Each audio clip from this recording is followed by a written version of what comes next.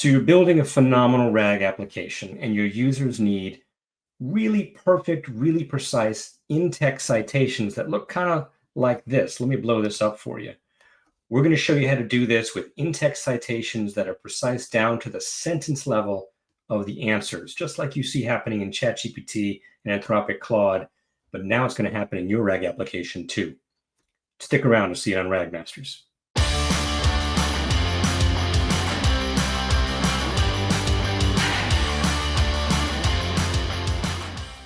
Hi, I'm Neil. And I'm Daniel. And another episode of RAG Masters is in front of us, the world's only best, greatest show of Retrieval-Augmented Generation. Daniel, how are you? I'm doing great, and I'm excited to talk about a really fascinating and important topic that most people think are very boring. I want to preface this right now. We're going to talk about it, but in-text citations are ridiculously powerful for like the entire software development lifecycle if you're building AI products. So I'm super stoked to talk about this. I've been doing a lot of in-text citation work lately, and it's incredibly powerful for a lot of sneaky, weird reasons. Yeah, I'm going to let me give you a quick demo, actually. I want to give the audience a quick demo of what we've built with in-text citations in a product we've created called FraudX. And I just want to give everyone folks like what's possible and the power of it. And then Dan, you go ahead and show everyone actually how you can do it in your application. So what you guys see in front of you, this is the FraudX application. Now we built FraudX on top of our RAG platform called GroundX. And what's cool about FraudX is it helps insurance companies find fraud 40 times faster than humans alone. And it's doing this basically with really fancy RAG and agentic RAG under the hood. But the thing I want you to see here is how cool the in-text citations are, because when you're trying to investigate fraud or really almost anything, you want to see the proof of where this AI answer comes from. You need to see the documents down to the page level and sometimes down to the paragraph level. And so that's what we've done in this system. If you take a look what's going on here, here's my question, here's my answer, and here are my sources. And it pops up really nicely over here on the right side. This is a massive time saver for any of your customers. And this is all fake data, by the way. Don't worry, it's not a real insurance claim I'm showing you right now. We would never do that. It's all fake data, so we're all good. But you can see here in this answer, we've got it down to the sentence level where you're getting this big kind of RAG chunk that comes down to create the answer, but we're breaking that up so people can see exactly where the sources are needed. So they have the evidence they need to believe the answer and maybe even do something with it downstream. Take this page or take this document, in our case, maybe bring it into court. In your application, it might be, something quite different. So with that, that's our ambition for this episode. And let me just pull this off screen. We'll go 2 by 2 here with Daniel. And Daniel, why don't you explain to let's walk through how you would actually build this thing. I can show it, but I can't build it. Let's get into the code and see how you actually do it. Yeah, so I have the code, and while we bring the code up, I kind of want to talk about it from the developer's perspective. I think you did a really good job. Like when you're dealing with all this information, you want to see where the information came from, right? Right? Like LLMs hallucinate. We want our users to be able to verify that information is correct. That is a super useful piece of the pie. But then there's also the developer side. Like the developers also need to know why an answer is accurate. Yes. Sometimes they need to do it even more so than the customer. And sometimes they know less than the customer knows about stuff. So you have developers who need to like test things, but also they don't know sometimes about the information. Like I don't know much about law. So having really good in-text citations is actually incredibly powerful for me. So across the board, it's crazy powerful, and it's actually really simple to do. So announcement, hello. We are releasing something called GroundX Community. It's very exciting. Basically, we're doing a ton of work with GroundX, building complex agentic systems, information citing, and other really cool stuff. And we're going to start kind of aggregating this into one resource that you can import and use. So what I'm going to do is I'm going to show you how to use GroundX Community to do something similar to what we did in FraudX. And then I'm going to go briefly into how it is implemented in GroundX Community. So just so I get it right, so GroundX Community, just for everybody, this is basically a list of open source resources, tools, libraries, and other things that make GroundX more powerful and more easy to use and better to integrate with other systems. Exactly. Core what we're doing here? Great. I love it. All right. So first of all, it'll be a little easier for you guys. This is a test inside. You can, right now it's hosted from GitHub repo, so you can pip install the GitHub repo. In the future, it's very early. We'll have it on PyPy, all that jazz. But for now, you pip install GroundX community.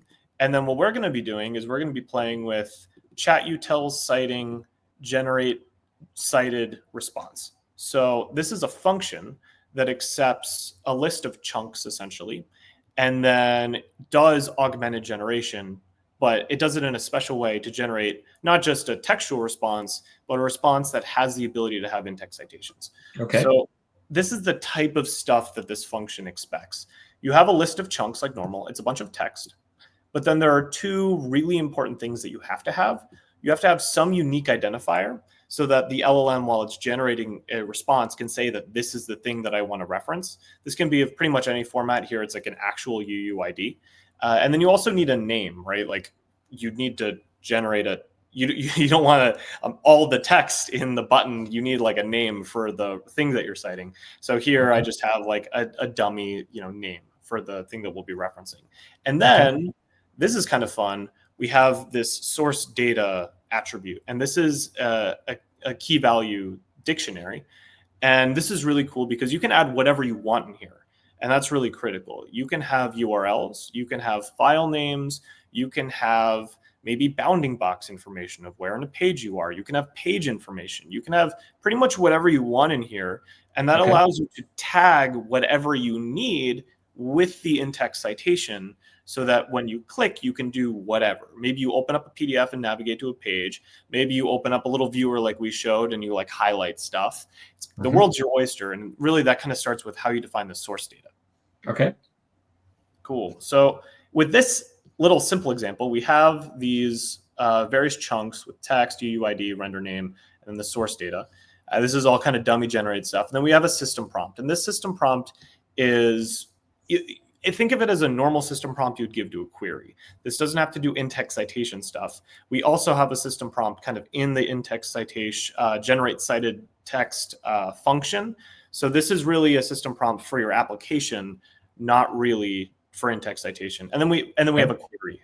Here the query is really simple. Can Natalie afford to buy all of George's grapes and also buy strawberries? There's basically a bunch of information about who has what, how much of it they have from various sources. The RAG system needs to combine that information together to generate a response. So what we do... Actually, back me up for a second. Maybe you're about to explain this, but or maybe you did, and I want you to re-explain it. But you do a query, so there's a, in RAG, you basically search your documents, and you come back with retrievals or chunks, whatever you want to call them. So then how does in this application, how does the LLM, the completion model, then figure out basically which chunks were responsible for which parts of the answer? Yeah. So first of all, I'm glad you brought this up. Within the greater RAG context, this is the retrieval. So presumably we use this query. This is kind of dummy data just for generating an in-text citation. Yep. But presumably we use this query and we pass it to a RAG system like GroundX to get these chunks. Okay. So now that we've gotten these chunks and we pass it to this generate cited response, basically what generate cited response does is it formats our chunks in such a way that the UUID is associated with the textual data.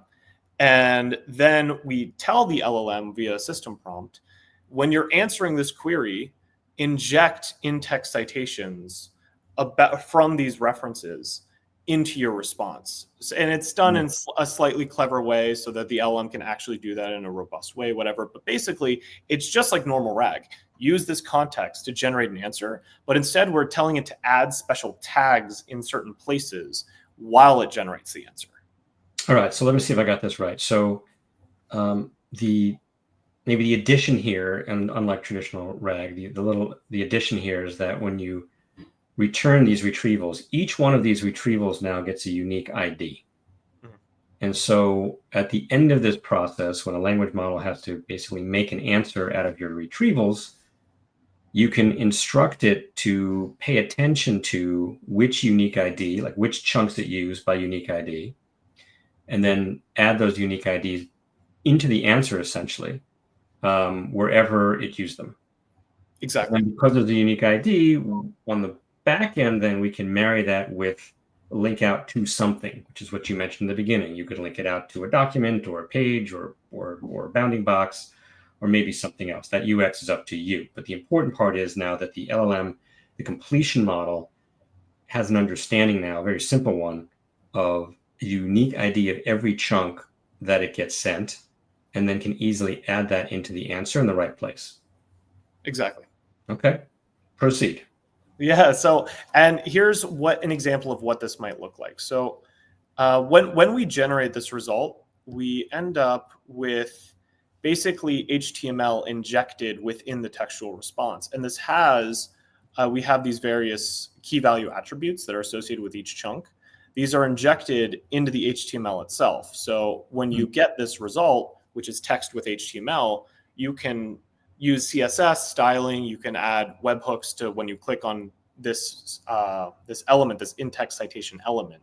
You can add functionality to this in-text citation element and allow basically build an application on top of this HTML. So this HTML is returned by the completion model, by the large language model when you ask the question, or where So did it come from? so that is kind of where the cleverness comes in. That's a lot for a LLM to have to copy and paste every time, especially if you have a ton of data. Okay. So what we're doing is we're using the UUID. The LLM is returning the UUID, and then we're finding those UUIDs really simple like regex expressions. We're finding those UUIDs, and then we're injecting the HTML after we've gotten the completion from the LLM. Okay, so there's you mentioned that there's a post process, there's a post rendering here. After the LLM essentially returns text, you then you have a function here that turns that text into HTML, and then correctly renders, instead of a ugly looking UUID that's sticking in the middle of a sentence, it renders that into a link to something. Exactly. And it represents it as HTML, which then you render via whatever styling that you want to have. Sure. Okay. And that is all done. That really from you have a bunch of chunks to having HTML or in-text citations as HTML. That's really what this generate cited response function does, is it gives you that text with HTML injected within it. All right. So there's a couple of unique things happening here that don't happen in normal RAG requests, right? The first thing that's additional and helpful here is that we're creating unique IDs for every chunk. And the second thing is, as a post-process, after the LLM provides an answer, you are essentially finding those UUIDs in the text the LLM creates, and then connecting that in a link or whatever you want, and then provide that as HTML so that the user's application can render that in some way that's useful. Exactly. Yeah, that's it. So here's an example of me doing that. So I'm doing this in a Jupyter Notebook environment, so it might not be perfectly what someone might do, but essentially we have styling. So think CSS, right? So we can style the in-text citations. When the in-text citation comes up, we give it like a color and a background. When we hover over it, we change the background. When we click it, we do something, and then bada bing, bada boom. So this HTML, I also did some fun stuff with styling to like, I did some kind of post-processing work to make the actual response. You can look through the code. There's some fun stuff that I did to make it. It's really easy. But basically what we're focused on is these links. So when we click these links, I believe it will do pretty much nothing. It'll open up an example wallet or whatever, and we have example pricing. So this is fake data that we're using, right? So I have you get bogus links in this case, but if we had real data in the RAG, you get real links to the well, in GroundX in particular, maybe what we'll get to right now, you can get in those retrievals, you can get the not just the text chunk retrieval, but you'd also get the link to the actual document, the source document. You'd get the page number where that retrieval comes from. You would get bounding boxes for where that chunk was on the page, and even the page size. So you could actually render all those bounding boxes correctly if you want to do something like what I showed you in the beginning. Yeah, exactly. And You're totally right. We're gonna let's do that right now. So this is fake data. We passed some stuff through. Let's actually do it. So we generated fake data. We didn't actually do retrieval. Let's do retrieval. Let's build these chunks out for the in-text citation system, and let's generate a response and actually use it. Yeah, so great. Here, what I've done is I've actually, spoiler alert, one of the upcoming videos we're going to be making is on TurboRag. So I've been doing a lot of research. Yeah, I'm very excited about it. It's going to be really cool. And so like, comment, subscribe. Sorry. Yeah. But so I've been doing a lot of research on positional encoding, and these are 3 really fantastic papers. I grabbed them and I uploaded them to GroundX. Well, so first I downloaded them, then I uploaded them to GroundX. So this is the standard. You can point it at a directory. It'll go. GroundX is really cool. It does a lot of complex parsing. You have complex PDFs. We make it really easy to use, yada, yada, right? So yada, yada. It's not yada, yada. There's a lot of magic under the hood. GroundX. Yeah, well, we're computer people. We abstracted. We spent 3 years, 2 sentences. That's all we get. Yada, yada, 3 years in the making. GroundX is yada, yada. Yeah, man. No, I'm playing. No, it's cool. Like, so these are really complex PDFs. We apply vision models to them to detect certain things. Then we break them down into LLM ready data, and we expose that in a lot of really cool ways that make complex RAG systems easy to use, which is part of what we're going to be getting at. So was that so hard? I'm sorry.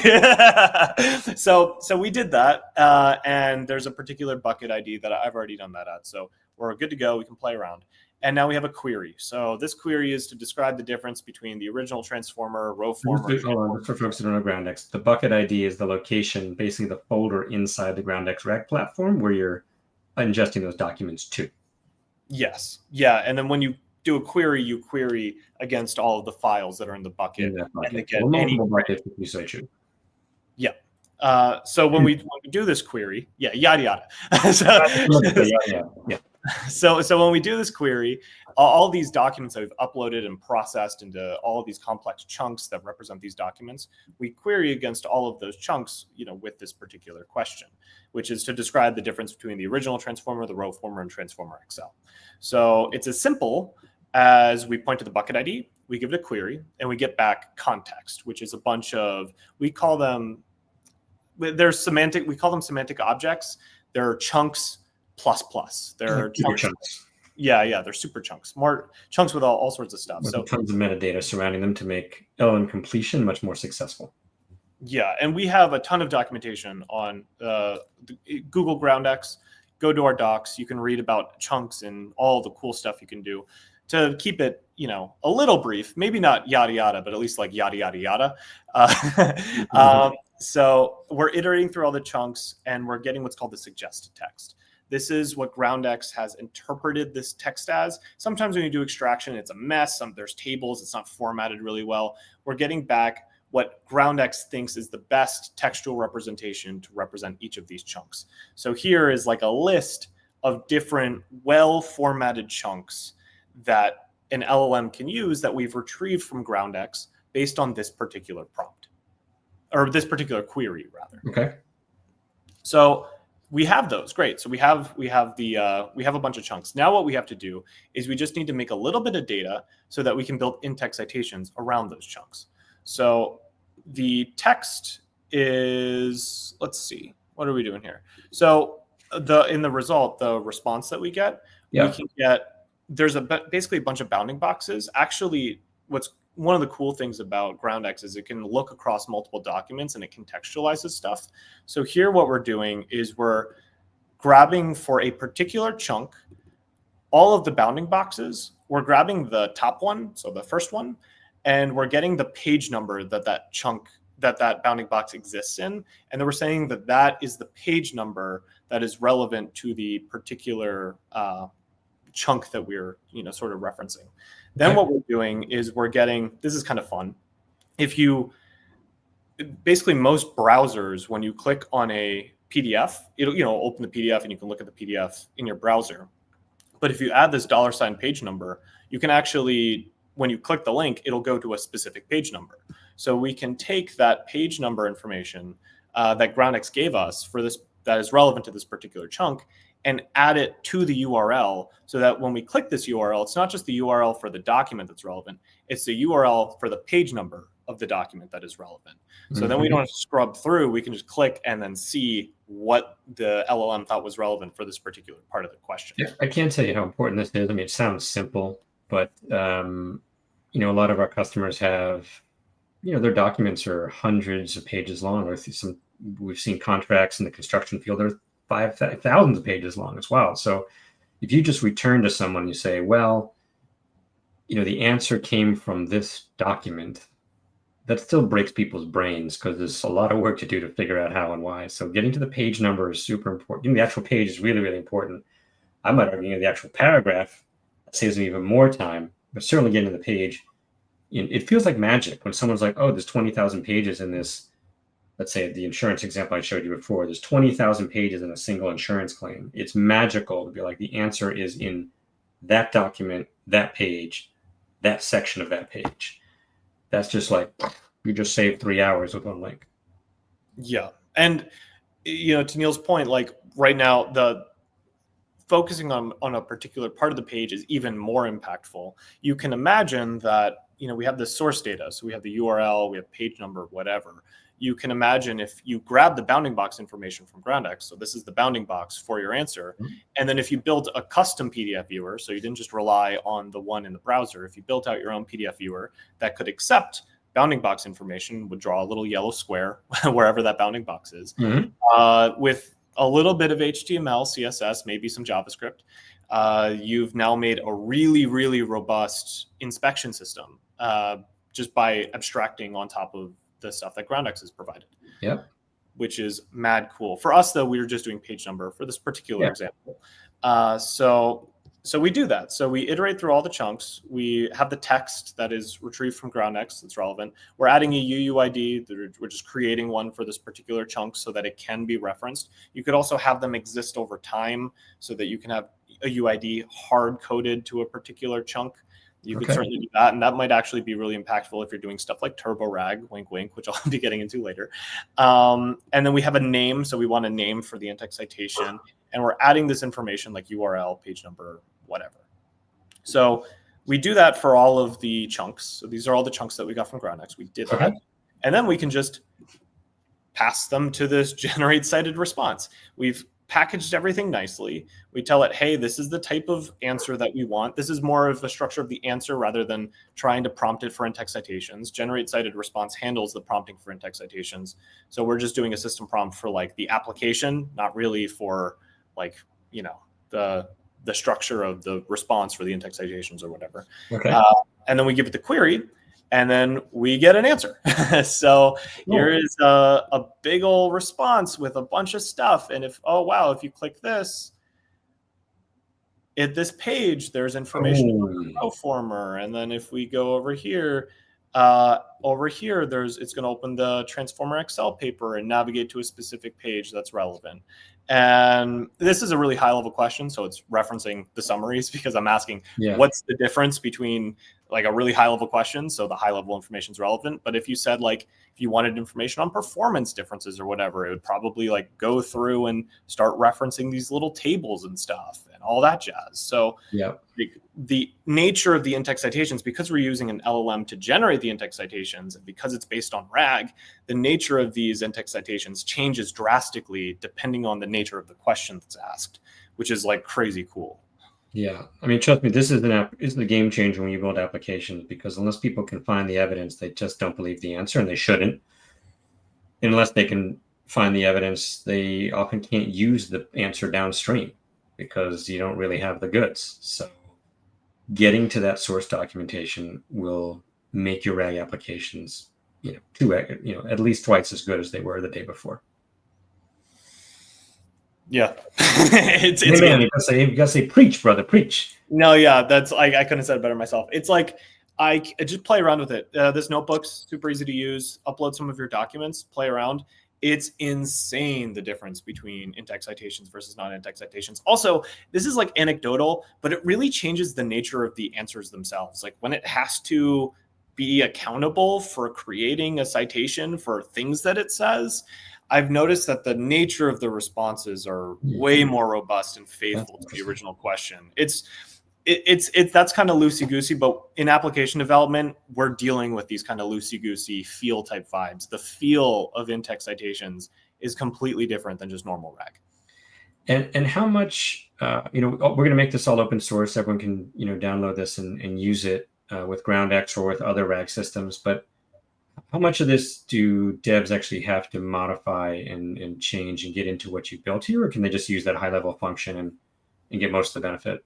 They can just use the high level function. So I will say GroundX community, this is the first thing we're launching. We're going to be working on it. As we're building FraudX and as we're building other applications, we're planning on taking some of those lessons learned and adding them continually to GroundX community. Right now, it's really light. If you look through the code, you'll notice it's very minimal. There's a lot of stuff we do, but the short version is you have these properly formatted chunks with references and links and all that stuff. You send them to generate cited response. You get back the HTML. You probably have that on a backend server somewhere, and then you render that HTML however you want. You don't have to modify a single lick of generate cited response. Yeah, I mean, if you can go in the CSS, make it look a little different, but otherwise, this is mostly plug and play. You could obviously make it more advanced than this if you want to, but you could start tomorrow and within a few minutes have this rolling. Yeah, absolutely. Love it. So with that, we're signing off today for RAG Masters. Remember to like and subscribe and all those good things. Yada, yada, goodbye, God bless, and check us next time. We're going to do Turbo RAG next, so stick around. It's going to be great. I'm going to be busy. See ya.